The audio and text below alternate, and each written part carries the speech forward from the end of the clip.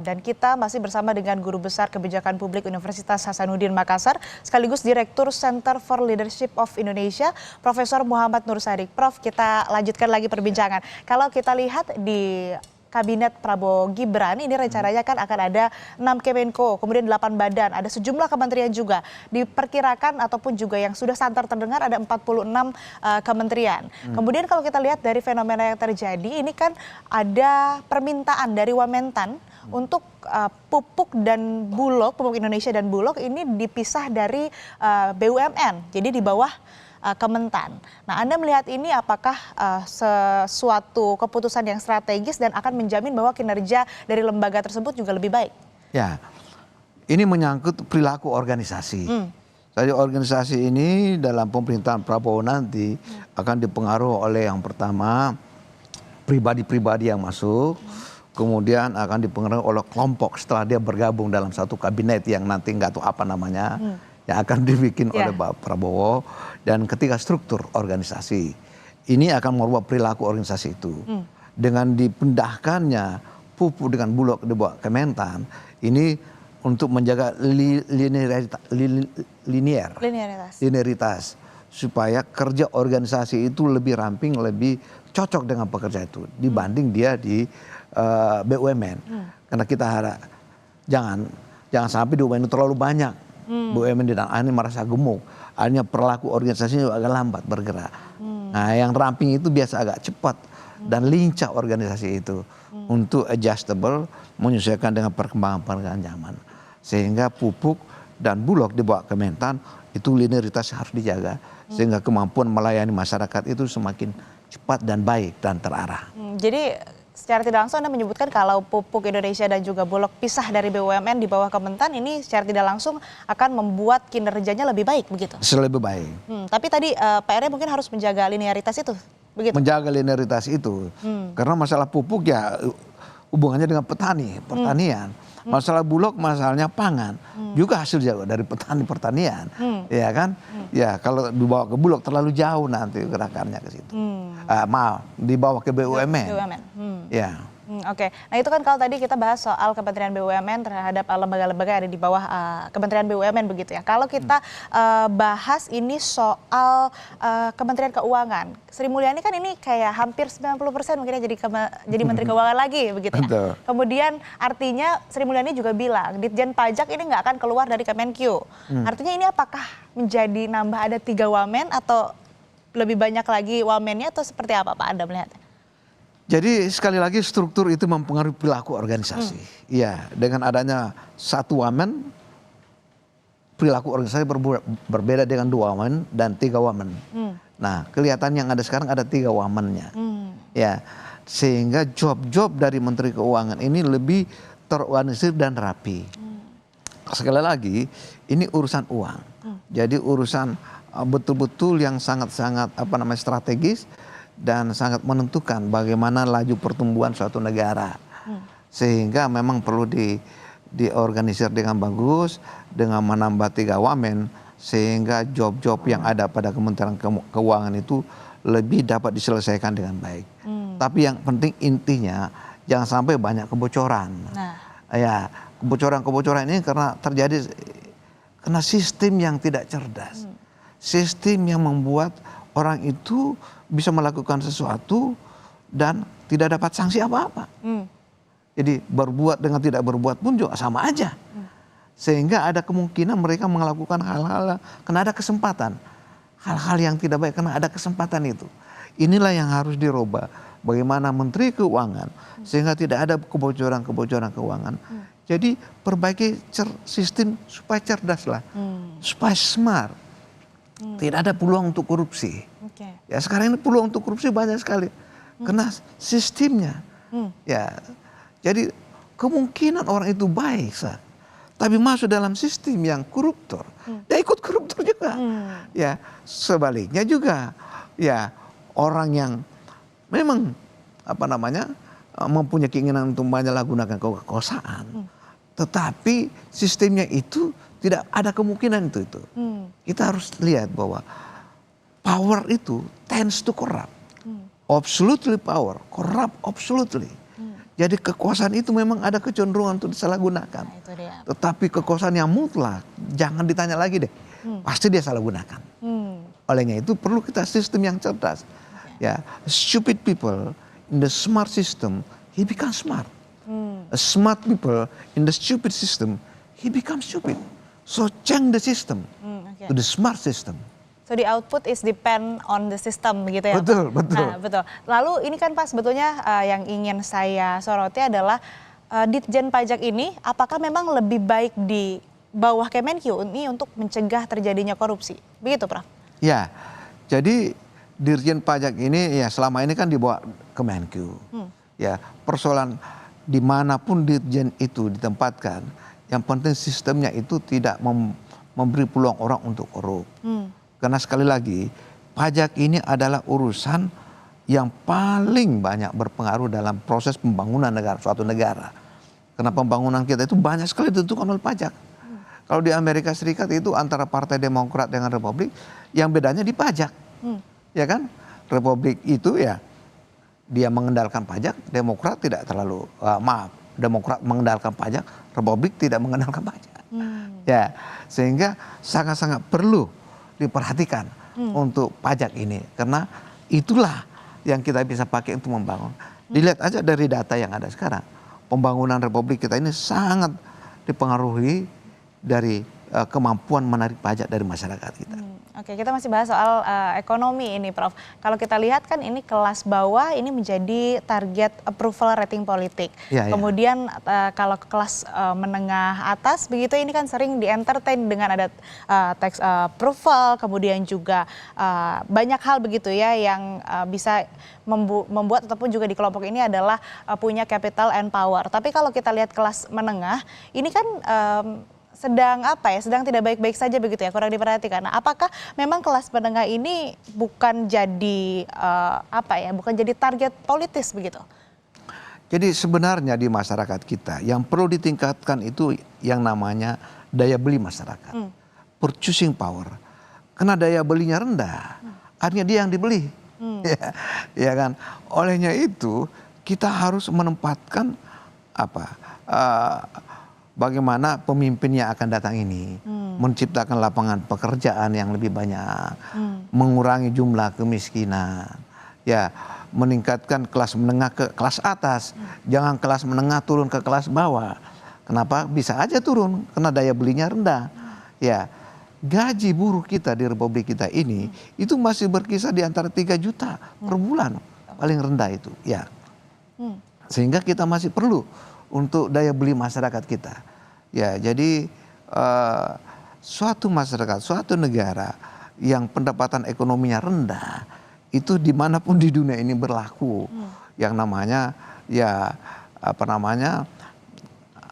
terjadi permusuhan internal dalam suatu negara, pemberontakan dalam suatu negara. Sehingga kita tidak inginkan seperti itu. Akibat dari faktor ekonomi yang tidak baik. Itu terjadi di Afrika, Amerika Tengah, di Asia pun juga begitu. Olehnya itu kehadiran pemerintah untuk meningkatkan derajat atau kemakmuran masyarakatnya itu.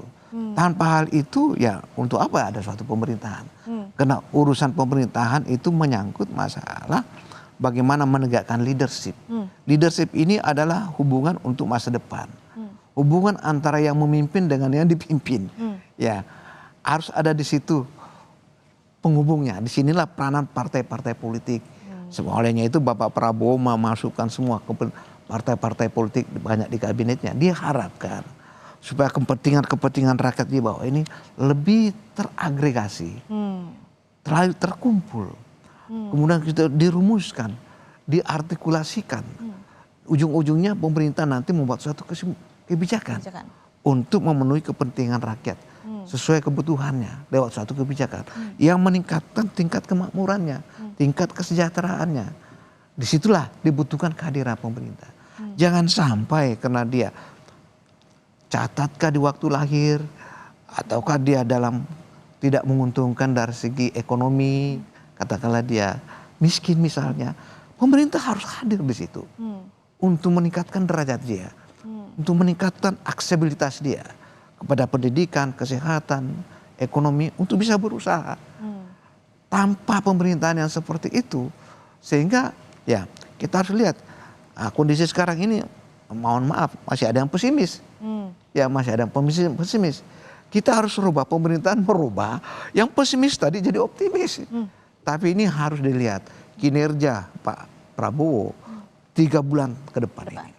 3 bulan ke depan setelah melihat orang-orang yang dipilih mampu nggak membuat perubahan dari yang tidak baik ke baik. Dan perubahan itu cuma bisa dilakukan oleh orang yang mempunyai kepercayaan dari masyarakat. Pak Prabowo dan timnya sudah mempunyai kepercayaan, dipilih langsung. Tapi tidak cukup sampai situ.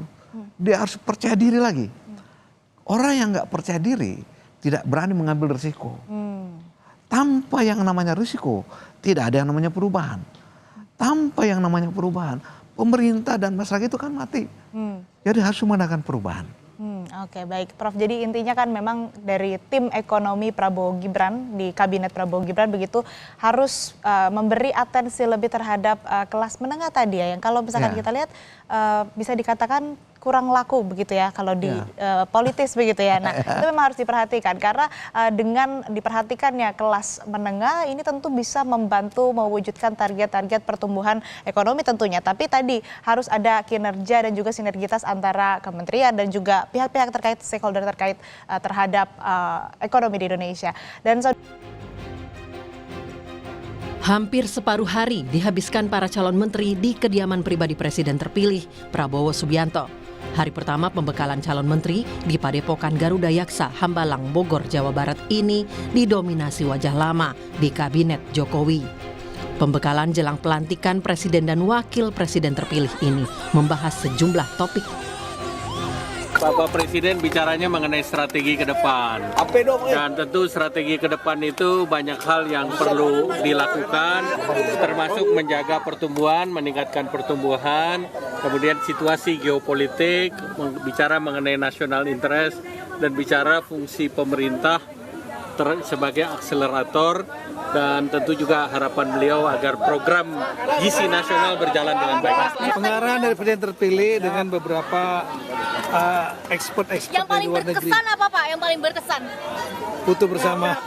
Yang dibicarakan adalah hal-hal yang menjadi prioritas bagi pemerintahan ke depan. Contohnya adalah ketika kita bicara mengenai ketahanan pangan, ketahanan energi, ya dan lain sebagainya. Jadi suasananya sangat santai dengan santai. Saya ulangin santai tapi substantif ya, sangat substantif. Besok Bapak ikut nggak Pak atau belum ada ya Pak siapa? Apa? Besok berarti cawamen aja atau? Untuk para camen karena kelihatannya udah selesai malam ini. Tadi diperkenalkan satu persatu nggak Pak? Kita semua udah kenal masing-masing. Tampak juga wajah lama para politisi dari koalisi parpol yang akan memperkaya kabinet Prabowo Gibran. Tadi disampaikan bahwa Pak Prabowo itu mencari orang yang bisa bekerja sama. Kita harus didukung dengan berbagai macam latar belakang yang berbeda. Partai yang berbeda, pengusaha, akademisi, birokrat, tapi kita mesti bisa bekerja sama. Dan untuk dapat kerja cepat, kerja baik, dan kerja teamwork, begitu ya. Bu Mutia, tadi pesan yang paling penting yang disampaikan Prabowo, apa sih Bu Mutia dalam arahannya? Kerja cepat, kerja bersama, kerjasama dengan baik, tantangan ke depan berat, maka dari itu semua harus bisa bergerak dengan cepat. Pembekalan tak hanya soal topik pemerintahan, namun juga pembinaan perihal kebersamaan dan anti korupsi, seperti yang dijelaskan putra SBY yang juga salah satu menteri Jokowi ini. Dan tentunya beliau berharap bahwa yang mendengarkan tadi semua memiliki bekal yang kokoh terhadap pemahaman setting global tadi, juga di kawasan kita dan tentunya untuk Indonesia, baik dari sisi politik, ekonomi, pertahanan, militer, dan lain sebagainya. Pembekalan di kediaman pribadi Prabowo akan berlangsung selama 2 hari, yakni pada 16 dan 17 Oktober 2024. Kemungkinan di hari kedua pembekalan akan diikuti sejumlah nama yang berbeda dengan pembekalan di hari pertama. Tim Liputan Kompas TV. Saudara mantan Kepala BIN Budi Gunawan juga hadir dalam pembekalan calon menteri di Hambalang, Bogor, Jawa Barat. Budi dikenal dekat dengan Ketua Umum PDI Perjuangan Megawati Soekarno Putri. Kehadiran Budi dikonfirmasi Komandan Detasemen Pengawalan Khusus Menteri Pertahanan Prabowo Subianto, Letkol Infanteri G. Borlak. Budi Gunawan sebelumnya sempat diisukan menjadi calon menteri namun tak terlihat saat pemanggilan di Kertanegara.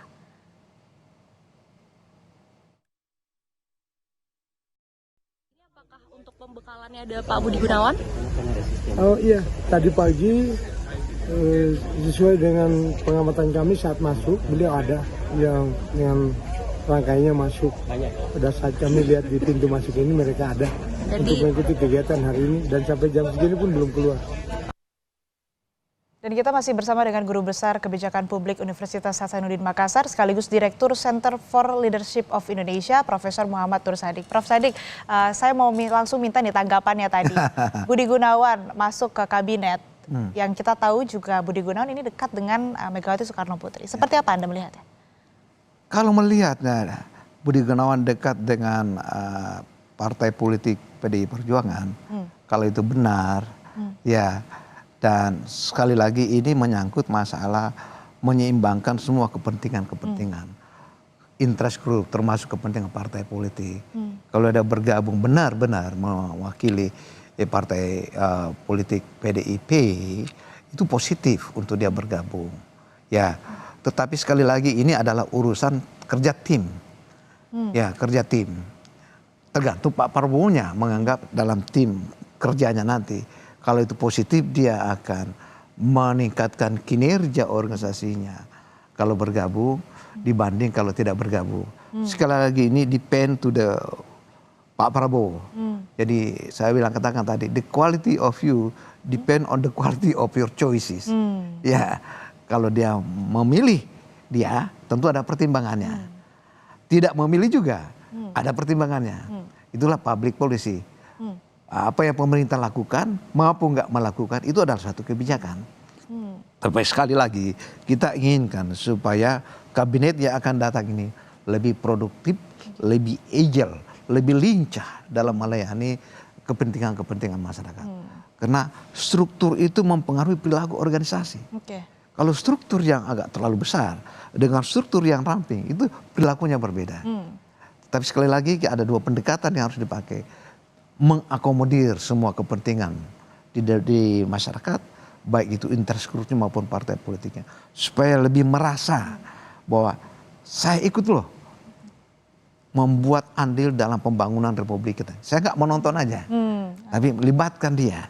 Jangan membuat dia sebagai penonton saja, tapi libatkan dia untuk membangun masyarakat yang kita cintai ini tanpa memandang latar belakang apakah suku, agama, ras, etnis, semuanya bisa masuk ke dalam.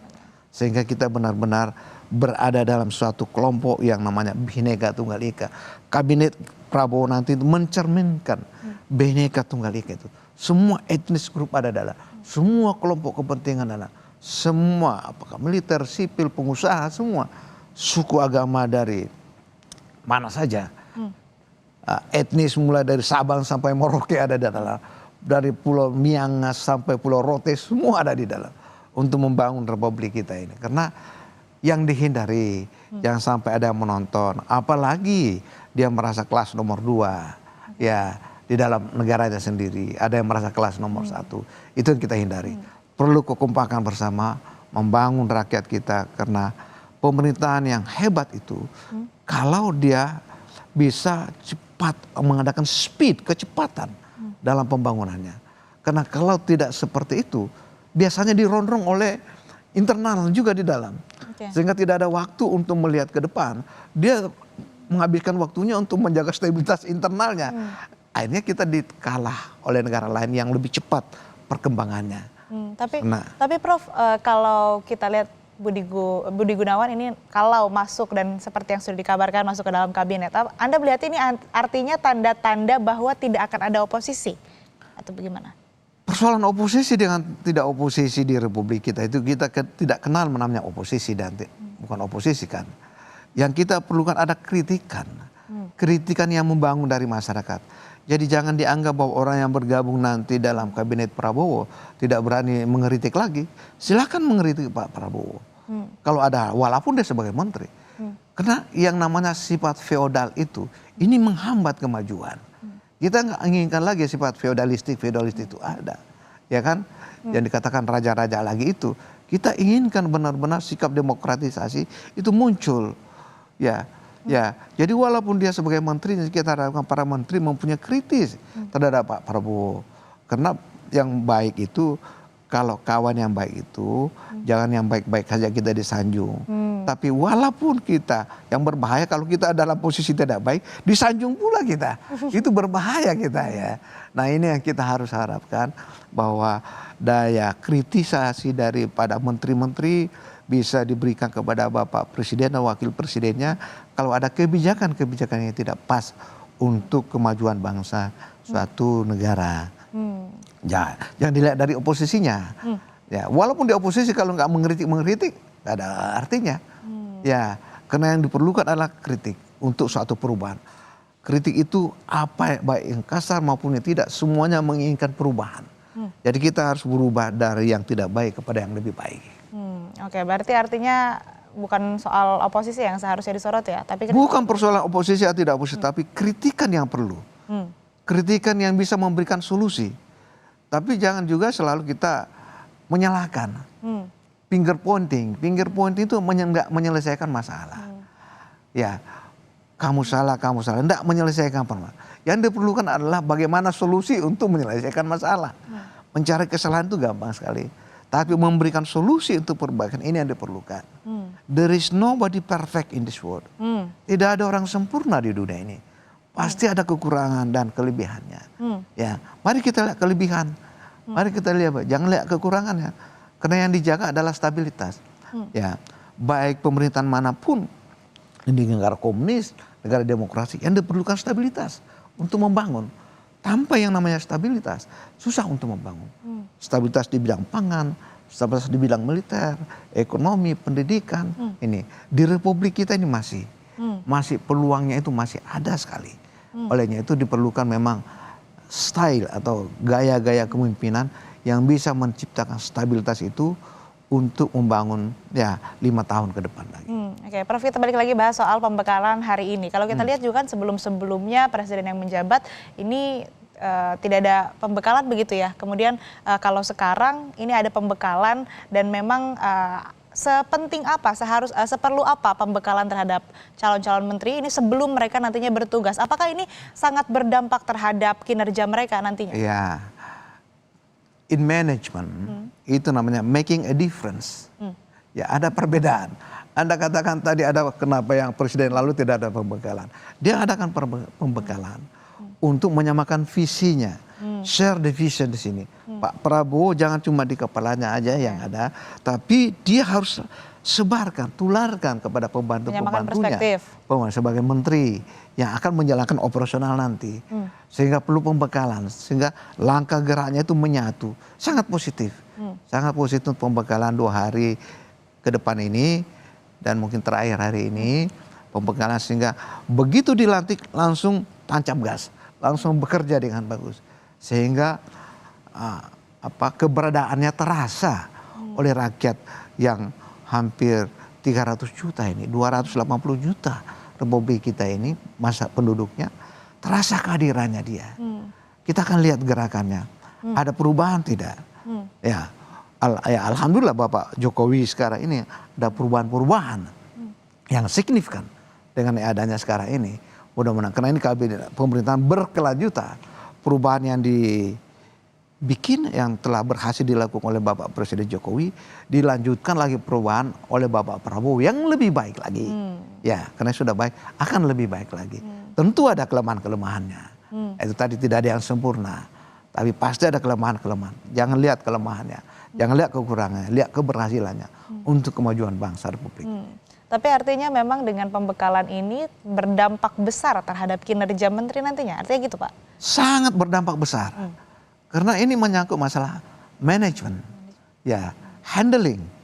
Ini bagaimana memenangkan tugas-tugasnya nanti. Ya, dan ini juga menyangkut masalah leadership. Ya, leadership Pak Prabowo adalah ya bagaimana menempatkan tadi itu kepentingan rakyat di atas segala-galanya. Ya, dia nggak mau kalau ada utusan-utusan dari parpol-parpol yang masuk dalam kabinet itu cuma diutus untuk mengambil uang APBN misalnya, katakanlah begitu, iya kan. Tetapi bagaimana dia meningkatkan kinerja dia, melayani masyarakat, dan masyarakatnya bisa bangkit dan berusaha sendiri. Jangan dikasih ikan, tapi berikanlah pupuk, kail untuk memancingnya. Karena kalau ikan bisa cepat habis, tetapi kalau berikan kailnya, dia akan mencari ikan. Jangan berikan uang terlalu banyak, tapi berikan pekerjaan dia supaya dia bisa hidup makmur. Uang itu dalam tempo sehari, 2 hari, 100.000, 200.000, satu kali masuk di Indomaret, Alfamidi habis. Tapi kalau diberikan pekerjaan, itu akan berhasil. Karena orang yang tidak mempunyai pekerjaan, dia merasa terbuang. Jalan pintas untuk itu adalah obat-obatan. Dan itu tadi kriminalitas. Nah, dia merasa terbuang, dia merasa hampa. Olehnya itu pemerintah hadir untuk menciptakan pekerjaan lebih banyak sehingga rakyat itu merasa bangga. I'm proud as Indonesian. Saya bangga sebagai orang Indonesia dengan adanya kepemimpinan yang lebih baik dari pemerintahan yang akan datang, yang lebih percaya diri. Sekali lagi percaya diri dan nyali yang tinggi untuk mengadakan perubahan itu. Oke, artinya dengan adanya perubahan ada hal baru, pembekalan terhadap calon-calon menteri sebelum bertugas, ya harapannya tadi bisa melayani masyarakat lebih baik lagi, lebih efektif juga. Dan percaya diri. Dan lebih percaya diri. Oke, kita akan lanjutkan lagi Prof perbincangan kita tapi usai jeda. Tetap bersama kami di Breaking News Kompas TV.